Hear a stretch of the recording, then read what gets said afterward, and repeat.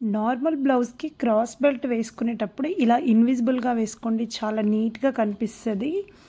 Look కూడా చాలా బావుంటది. మనకి ఎక్కడా కూడా గుచ్చుకోదు. ఇది చూసారా? ఒక చిన్న వర్క్ బ్లౌజ్ సీక్వెన్స్‌తో వచ్చిన బ్లౌజ్.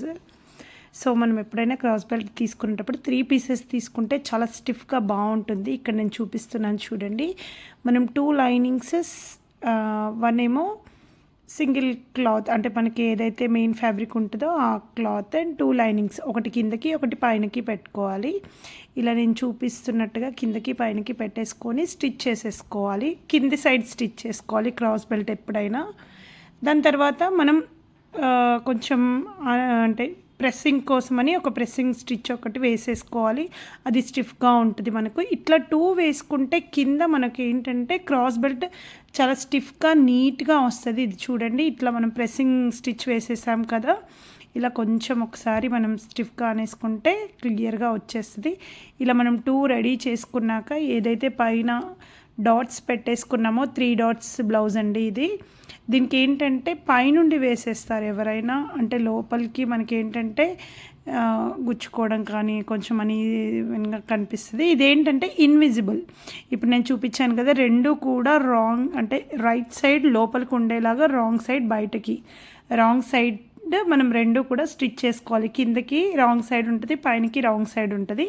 మిడిల్లో మాత్రం రెండు రైట్ సైడ్ ఉండేలాగా అలా ఒక స్టిచ్ వేసుకోవాలి. ఏదైతే మనం ఒక ఎక్స్ట్రా లైనింగ్ ఉందో అది బయట సైడ్ ఉండాలి. ఇదిగో చూడండి, ఇలా పెట్టేసుకొని స్టిచ్ చేసుకున్నాం కదా.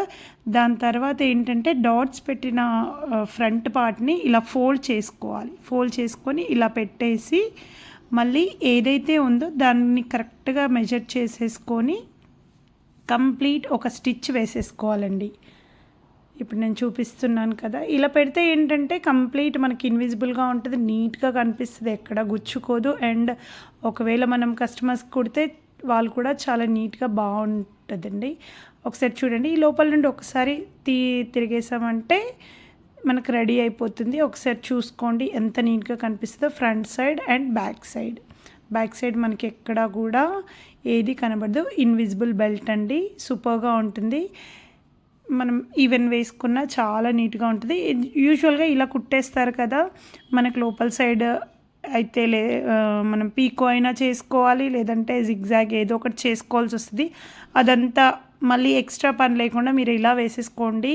1 or 2 టైమ్స్ కుడితే మీకు ఈజీగా అలవాటు అయిపోతుందండి. దీనికి పీకో అవన్నీ చేసే బదులు ఇలా చేసుకుంటే సూపర్గా ఉంటుంది. నచ్చితే లైక్ చేయండి. Thank you.